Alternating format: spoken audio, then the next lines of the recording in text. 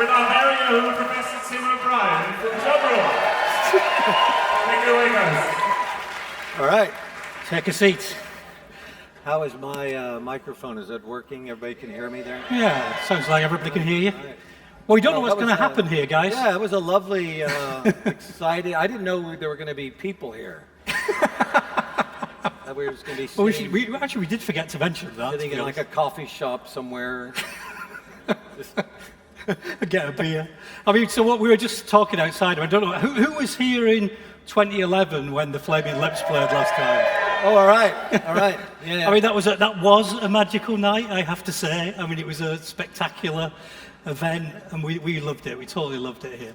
Yeah. I mean, our whole day, from the moment we pulled up, and I have to say, I mean, on that day, the telescope moved around and as if it was, listening to the show and all that. Yeah.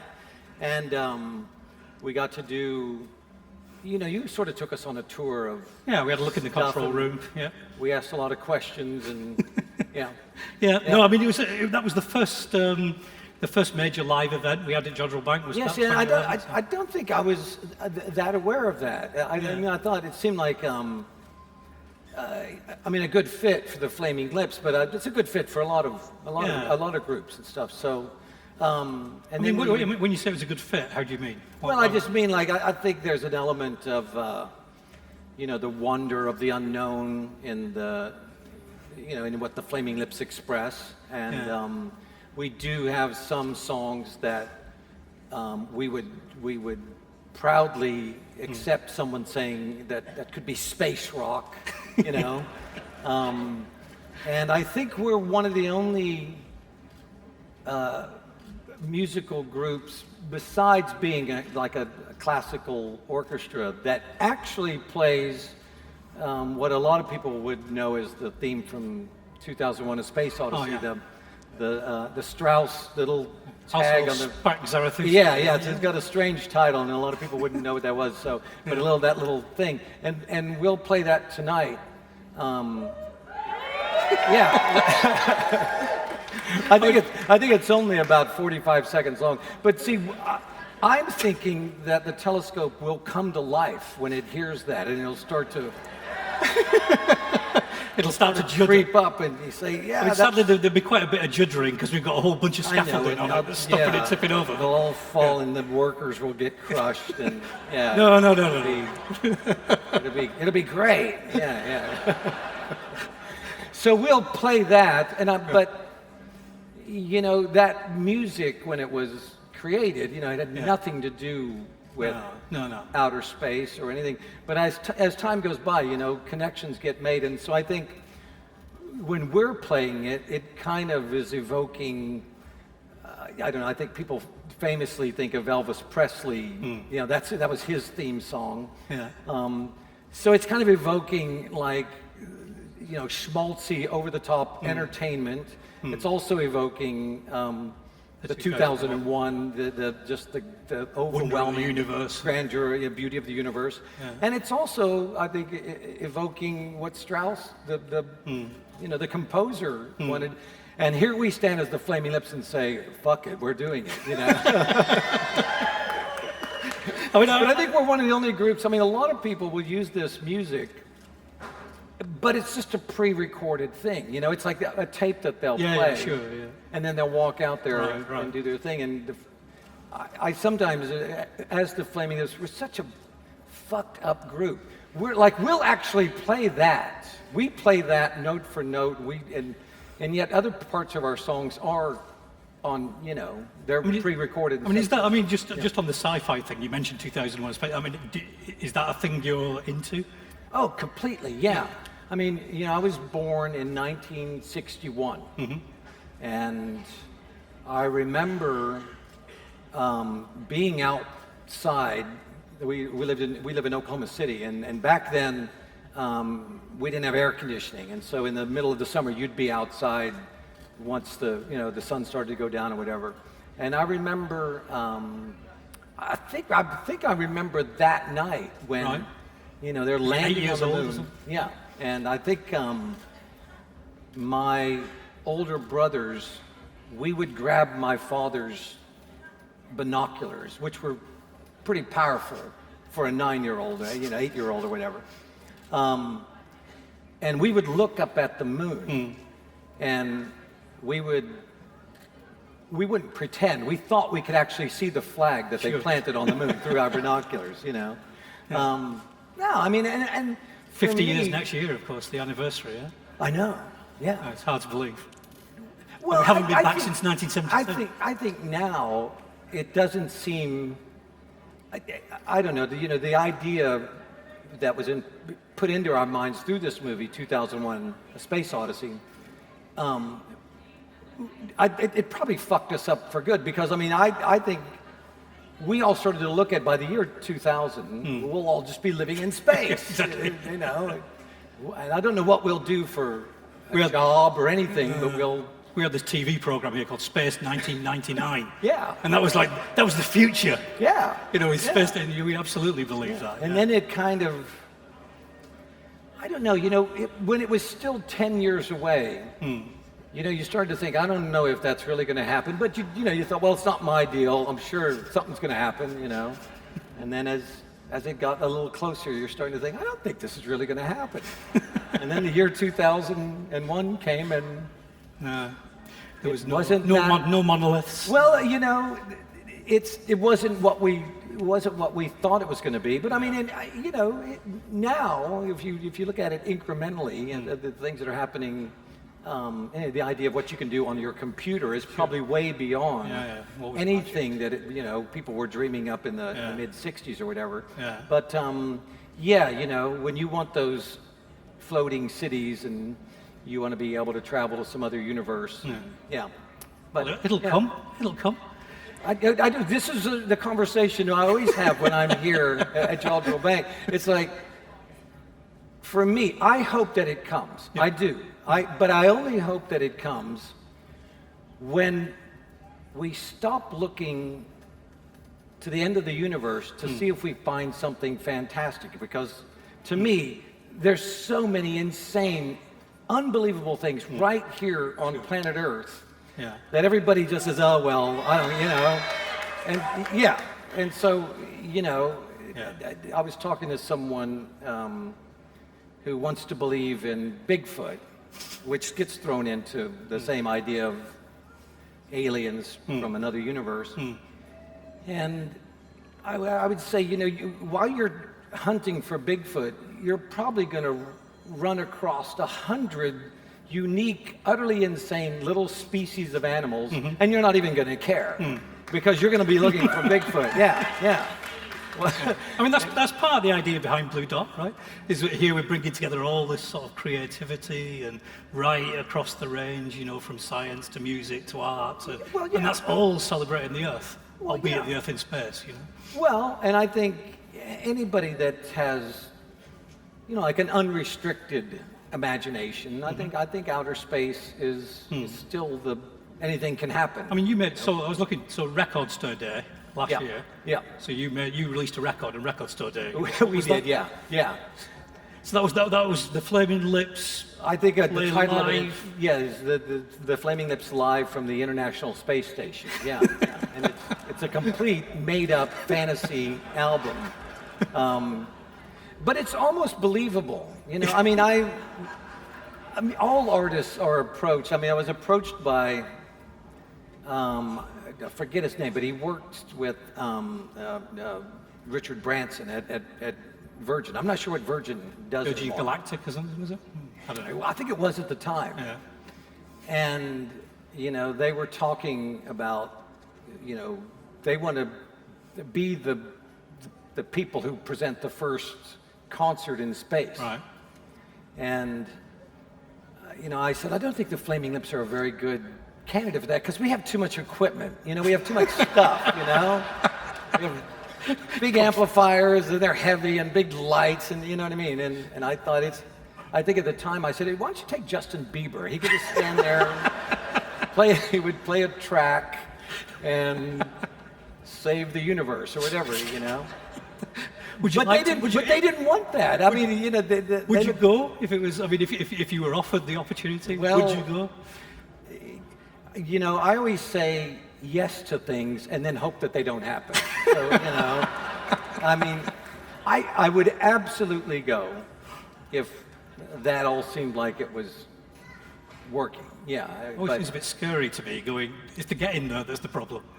I wouldn't mind being there. Yeah, utterly, insanely, beyond scary. Yeah, utterly insane. But the subtitle of that record was A Concert for Peace.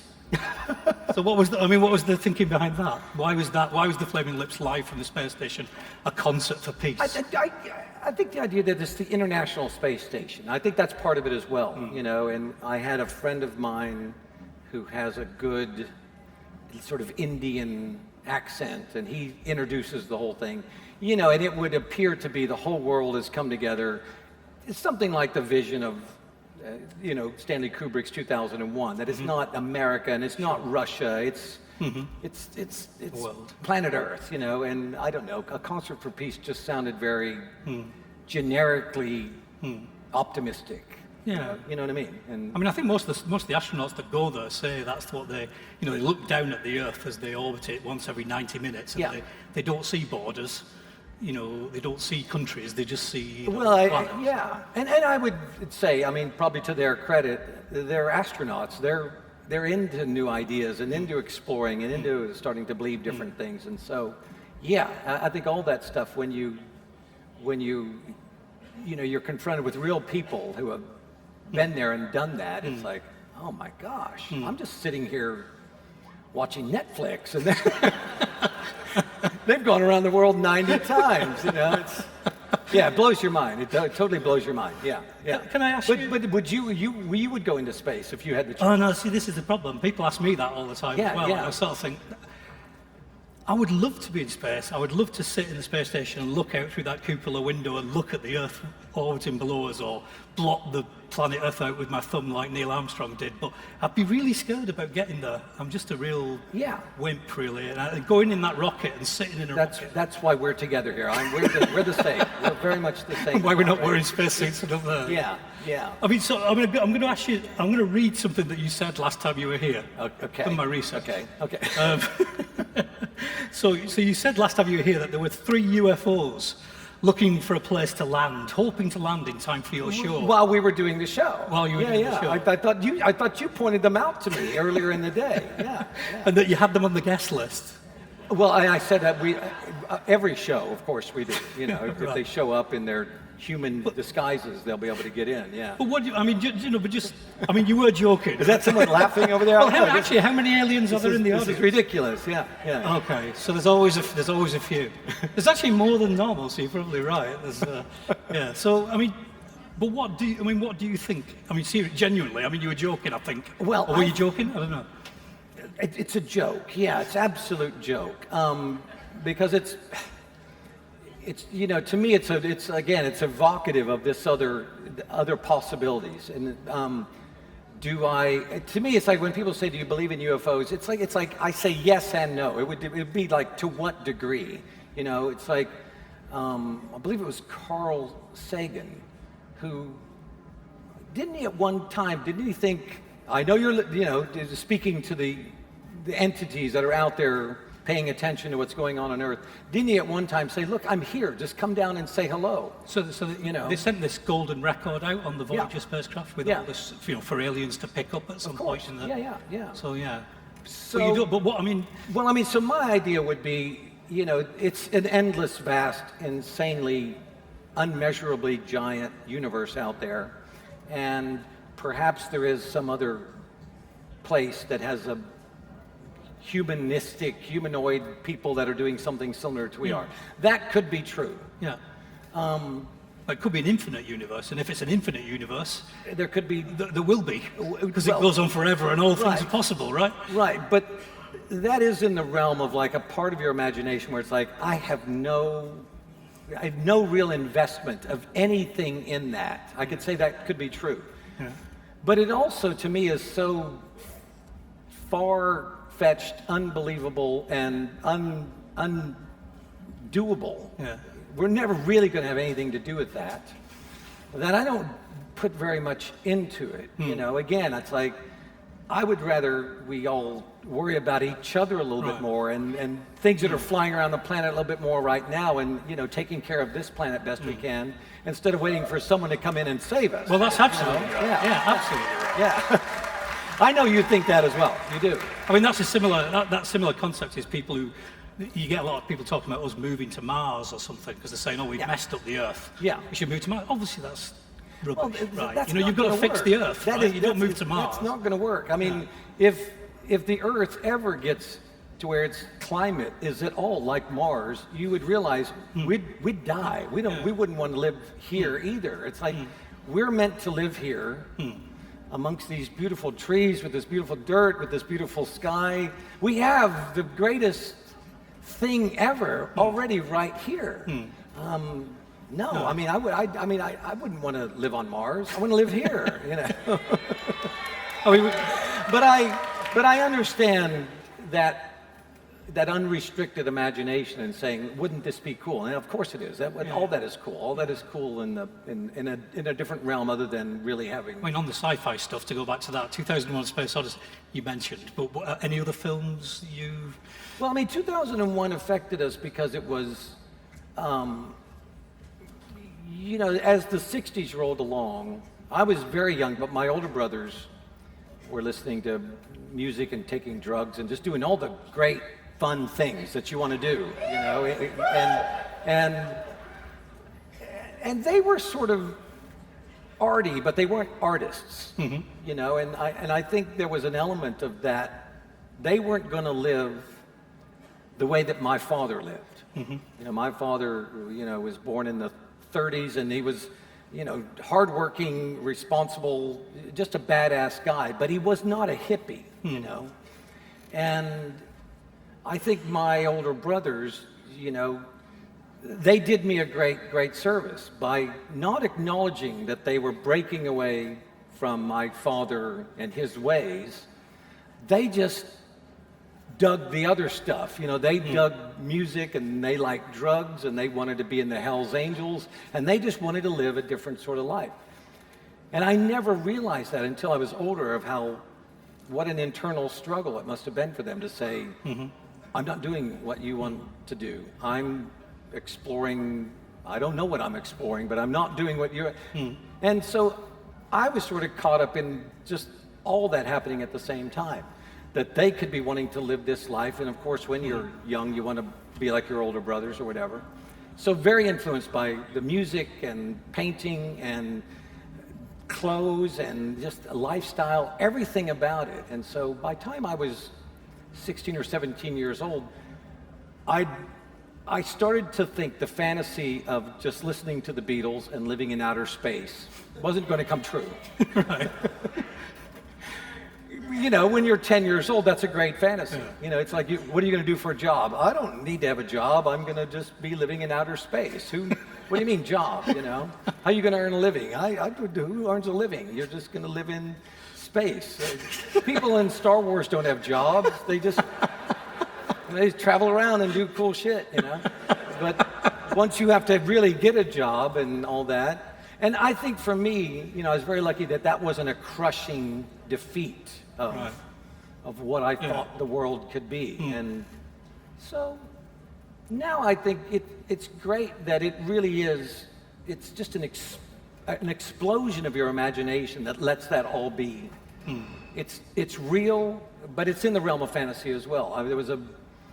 There was an equation in where we're eating lunch over there, on one of the big walls, and it says that the speed of light was something like 300,000 kilometers a second. That's one. Yep. And so something like that is, to me, it's like, it may be true, but it's such a motherfucker of a statement. I have no idea.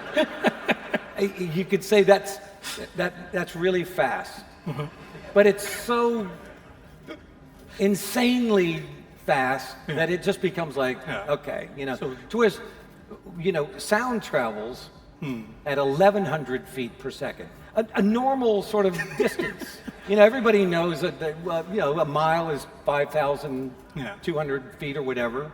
Seems long. But 1,100 feet's not that far. And everybody has stood at concerts, especially concerts like this, where it's quite big. Sure. And the things that are happening on stage, even though you may be able to see them on the video screen, they're not quite In sync. Yeah. because light travels very fast. I don't know how fast, but No, you do know how fast. It's really fucking You just fast. told us how fast.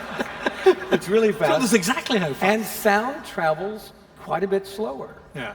So you can see it happen. It's like when you see fireworks. You see them blow up. And then, But like, if you like last night, those people who were here last night, we had a lovely clear sky, the moon. Yeah. So you look at the moon, the light that you're seeing reflected from the moon took 1.25 seconds to reach us see, all that is just, at that speed. See, I can know that, but I can't quite compute that into something that I can use. But look, I don't know. I mean, it's the same thing you just said, like 1,100 feet a second, you can imagine the distance. Maybe you can't imagine the distance to the moon. Maybe that's the... Well, it's the idea that the light, like, has ever stopped. And if you turned on the moon, like you turn on a light bulb here, Yeah. would I not see it for a second and a half? Well, no, because the light's a lot closer. I used to do that when no, I was but a I just kid. mean that- When I was a kid, I used to try and surprise light switches and like, so I'd like, no, genuinely, I shouldn't be admitting this. I understand. Yeah. I know. I'm going to get all my degrees taken understand. away from me. Yeah, Well, I yeah. used to sort of like just walking along, and I used to go, wham! On the off chance that the light would sort of like go, whoa, and then, try and fill the room a bit. Yeah. But it doesn't work like that. You can't surprise light. But if it did in time, you would just say that light switch doesn't work very well. Or something, yeah. So maybe it does it occasionally. Yeah, we just. Well, okay. This let's see if this can be answered. Let's say you were able to turn off the sun. Yeah. So how long does it take the sun's light to 8 minutes. See, I like how you just know. Yeah. It's my job. So we would be looking at the sun, and you'd shut it off. Right. But we'd still see it for 8 minutes. Yes. And then it would go black. Yeah. We would die. Eventually. Everything, yeah. But then you would turn it back on, and you'd hit the switch. Yeah. And though it would come on where it's at, Yeah. it would have nothing. We wouldn't see anything for 8 minutes. Yeah.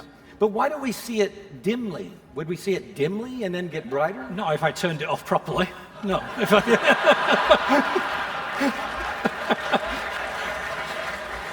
Maybe Okay, like yeah. unplugged it or something. I don't know. Right. Okay. See, I always think like, because the light is always coming at us anyway. Yeah, it's never going to cease. It's always been here. But the idea that I know. So that's one of the magical things about astronomy is that having a telescope is like having a time machine. So whenever you look at anything, like I'm looking at you now, I'm seeing you slightly in the past. Well, But the farther away you look, the farther back in time you see. Right. I mean, that's again. I would say that's true, but I don't know if it's a usable amount of time. You know what I mean? It's usable for astronomers in the universe, but maybe not usable. Right. No, for it's a great. I mean, all that stuff is a great. It's such your mind just mind has something. It just has to really be a strong. Yeah. Staying inquisitive, Yeah, even under the weight of, Yeah. not believing this can be real. Yeah. I'm going to ask you. I'm just going to ask you something else. So I was just. This seems like it's going badly. Yeah. No, it's going great. It's going great. It's going great. Is it going well? It's going well. It's just that I really want to ask you this. You know all these things, and I'm just liking the Beatles and living in outer space. Thank you. I'm getting encouragement. Everybody loves Wayne. Yeah, come on. Oh, thank you. I think you're doing insanely well. Yeah, insanely well. I think you are too. Right, we should get T-shirts made. We should. So the thing is, I was looking up this stuff. Right, obviously there's a bit of a collision of music and science going on, right? So this is my brief, right? So I was looking up some of your tracks, right? I found this track on an album called The Soft Bulletin. Right. Yeah. Right, which was called "What Is the Light?" Yes. Yeah. Yeah. which has a subtitle. It does, yeah. An untested hypothesis suggesting that the chemical in our brains by which we are able to experience the sensation of being in love is the same chemical that caused the Big Bang that was the birth of the accelerating universe. Could be true. Could be true. Could be true. But I'll tell you what, I mean, Being in obviously the Flaming Lips allows you to say something like that with course. absolutely no well, proof. someone could test it, we could test it, But- we could but- do some scientific experiments and test it. You But- know, I do think about, contemplate that urge, that whatever that urge is, you know, to be alive. You know, a piece of grass has it. You know what I mean? Our hair has it.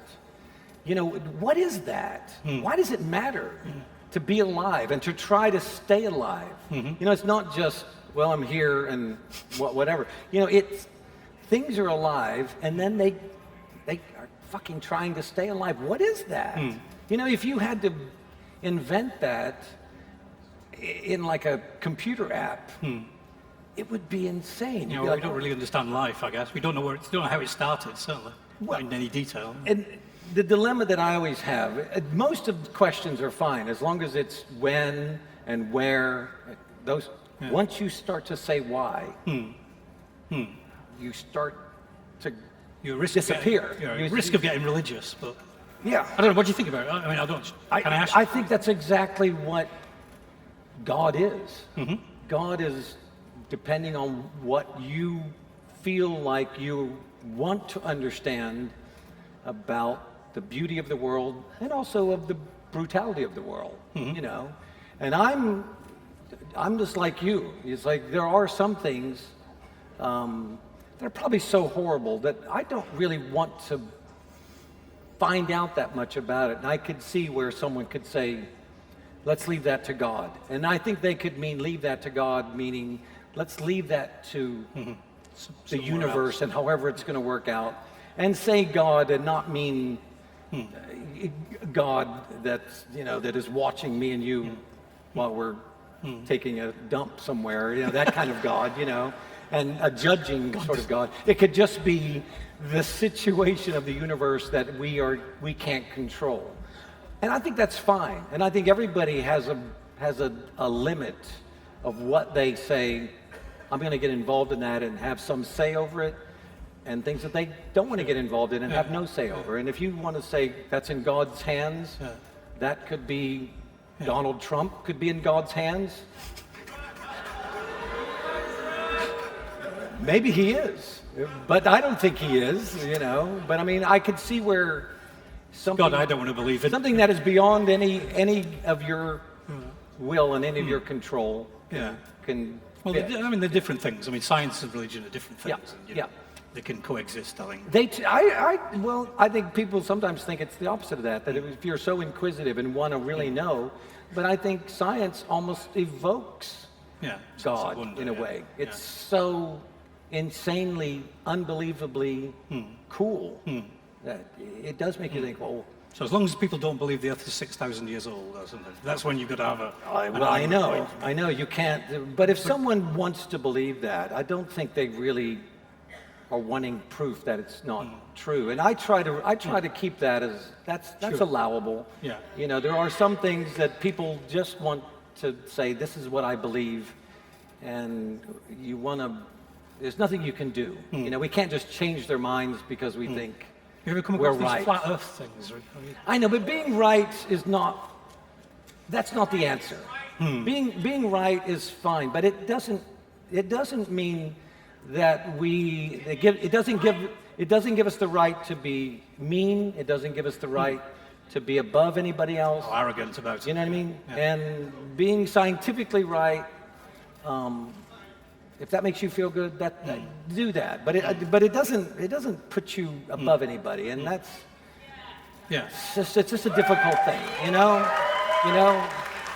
It's like, you know, we want to know these things because we think these things are worth knowing, and we don't want to know them so I can know more than you, motherfucker. You know, it's that I despise that. I don't like that. You know, sometimes people know things just because they've lived them and would not be able to explain it the way you can explain something. Sure. You know, and so yeah.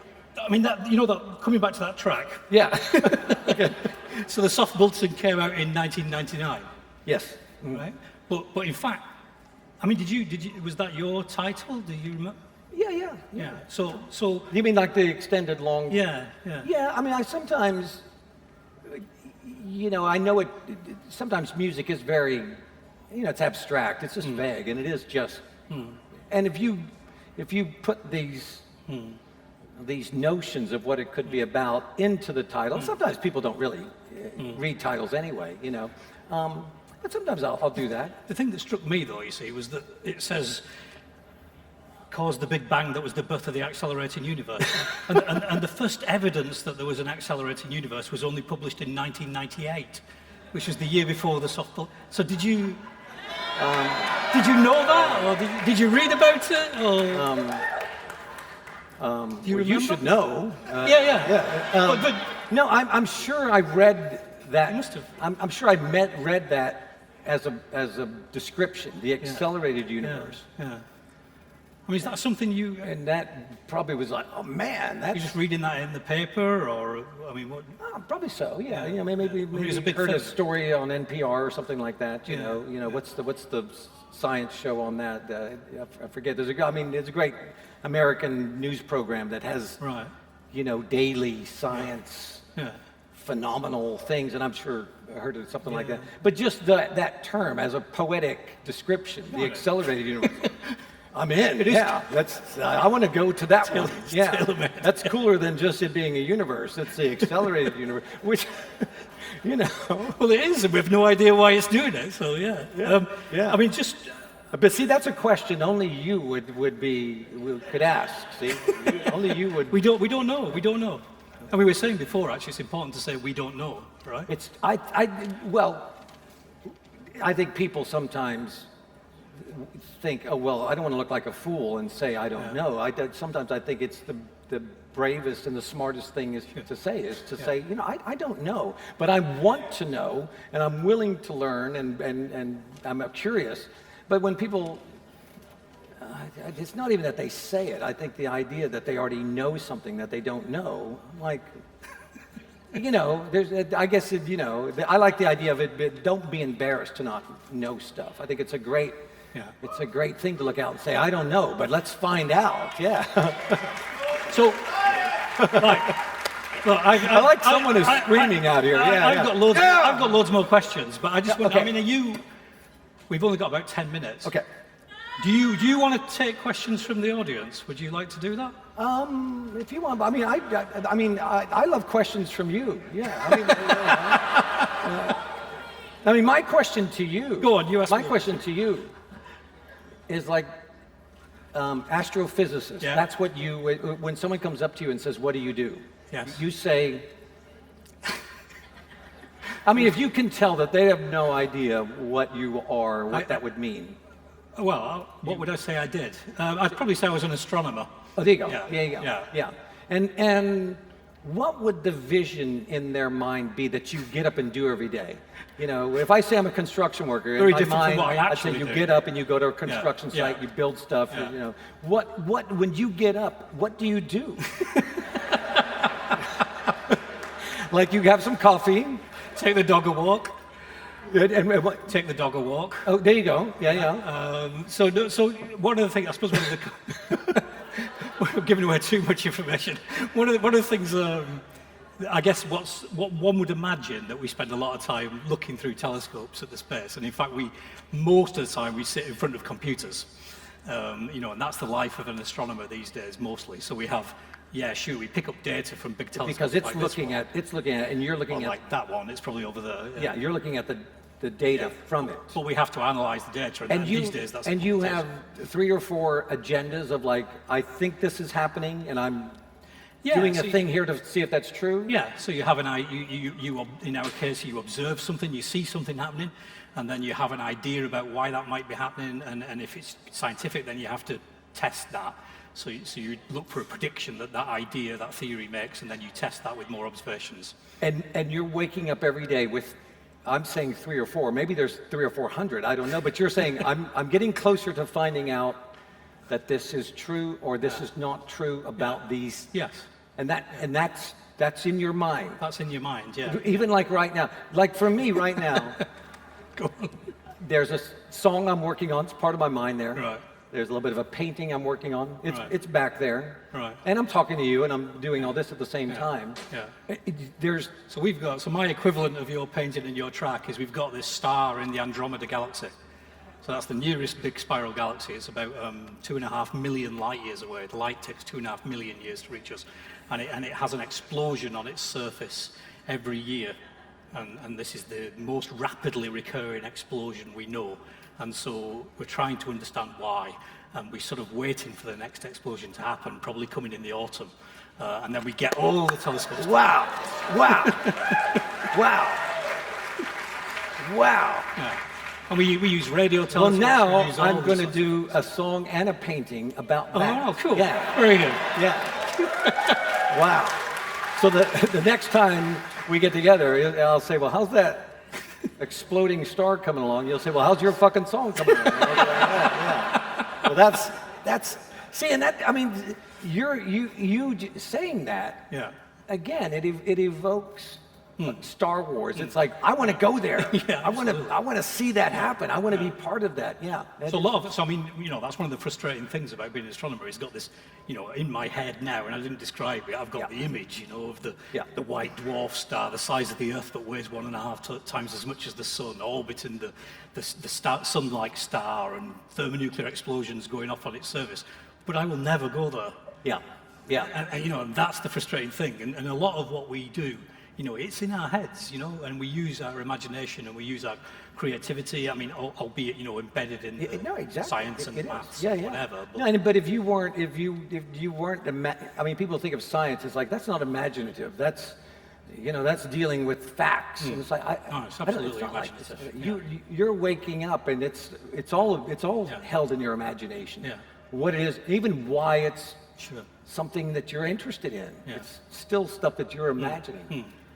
Man, that's a cool job. It is a cool. Yeah, I'll tell you something. It is a cool job. That's a cool job to I have. am very pleased and happy and lucky that I have this job. Yeah. So and You I have a get cool to talk job. to you. Well, you have a cool job. You have a cool job. Yeah. So I think we should probably head towards finishing. I'm afraid. Oh, okay. We're probably running out of time. Yeah. It goes fast. I mean, do you want to take a question? We should take a Well, question. go on then. Go on All then. right, all right, come on. I'll do you, and then I'll do you. We have got some microphones, but people, Okay. people down here could shout. Okay. We'll have to repeat it. Right. Oh, here goes. There's a microphone there. There you go. See if it's working. Hello. Oh, good. There you go. Yeah. Woohoo! The visible universe is a particular size, right? Or what we can see is it's a finite. I just wondered if you could give us an analogy about, like, what the visible universe is in terms of quantity versus what we can't see as a theory. You mean me? You mean you do? And the analogy would be. No, I mean I agree. He is with going to you. answer you. I mean, I think there's something to that. The stuff that you can see, you start to easily say is true or is believable, whatever. Physically. Yeah. Like even being here with you, it's like it's easy. There's something we absorb from just being around things. That's a truth, and then. It's like if you don't get to see them or hear them or be around them, as a person or an experience, whatever, it seems like, it could be believable or it could not be believable. But this idea that it's within your grasp, that would be me. That would be me. Yeah. You want me? So there's a thing called the observable universe, right? That if you imagine us at the centre looking out, light's sort of coming from all over the place to get to us, right? But if you go back to the Big Bang 14 billion years ago, then the light that's set off at the time of the Big Bang from a long way away is coming from all directions and it's sort of hitting us here now. But we can't see beyond that distance because the light from the universe out there hasn't had time to reach us. It's on its way here, So that light, but it's not reached us yet. So this observable universe is this sort of bit here. It has a radius of about 47 billion light years. See, for me, I'm starting to... Right, I mean... And we don't know. There's more outside there, and Right. we don't know how. We so- don't know how much. Okay, so let's we don't know how much. Let's just say this. Okay, so is there no denying that the Big Bang, that's a real thing? That everybody, all proof looks to say this happened. Yeah. So there was a hot, dense phase of the universe we call the Big Bang. Yeah, Right. definitely right. And for me, I would show up at your job Yeah. and say, "Can I help you?" And you'd say, "No, Wayne, you can't." I would sit there and I would say, why is there anything there? We know after the Big Bang or whatever we know pretty much, okay, this is here. Sure. But what was there Yeah. before then? Yeah. No, that is a big question. That's And why I came to do this with you. We don't know. There might be more than one Big Bang, right? That's the other interesting thing. So maybe they're popping off all the time, and the universe has always existed forever into the past and forever into the future, which is a weird thing in itself. Yeah, that's what I mean. You can't. Yeah. I know it's like that's where you're like, but why is it anything here? You know, that part just has a complete. So we have, It makes you panic. You know, it makes you. Because everything is based on that. You know, everything comes from Sure. you keep going backwards, and you're saying, okay, I feel good about my place in the universe, and then suddenly, but why is hang on a minute. anything Yeah. here? Yeah. Yeah. Do you think that this will ever be an answerable question with an answer that anybody can understand? Well, I hope so. I'm not sure I can't say, no scientist can say anything for definite at some level, but, I would hope so. I mean, we have, some of this lies in the realm of quantum physics, and we know the elements of how that works to some extent, although it is weird shit, but it's stuff sort of bubbles into existence, pops in and out of existence effectively, and maybe something like that kicked off the Big Bang. So people have quite developed ideas about what might have started the Big Bang. It doesn't necessarily ultimately answer why does anything exist. But then we're here to observe it, so it must exist. If it didn't exist, we wouldn't be here to ask the question. Yeah. You see, I don't know. I see. Then I'm sweating a little bit. Yeah. No, but I mean, that has to be in a lot of people's minds around you all the time, and it's just never. It never gets. No. I think we must get closer. Oh no! So every single day we know more and more and more about the universe, but sometimes we discover that there is even more to know than we thought there was. Right. So there's always something to learn. That it maybe is in just some realm that our brains can't get around why it would be here. Yeah, I mean, the why is probably the aliens looking at us saying, "Why are you asking why? Why are you worrying about that? You're never going to figure it out." But maybe. yeah. I mean, scientifically, you want to ask those questions. You want to try and answer those questions, and you do make progress. But I don't want to. Whether we'll ever know everything. I'd be very surprised if there's ever a theory of everything. Wow. That explains everything. Yeah. That would surprise me. Even though some people have spent their lives working on that sort of thing, I think that it sounds like hubris to me. It's not. Well, or The universe surprises us all the time. I think sometimes people would just think it just seems so simple. Why don't we just get right to it? Let's figure that one out. Figure that one out first, or whatever. Yeah. We've literally got -1 minute. Oh, good. Okay. But this person on the front row who has a microphone, we can ask. We'll have one last question. Go on. Hi, Wayne and Tim. I've been sitting here for the whole time thinking what really intelligent questions to ask you. And the only question I can think to ask you, Wayne, is, can I please have a picture at the end? You mean like just a picture with me and you? Yes. Of course. Yeah. See? Easily. My question is easy to answer. Yeah.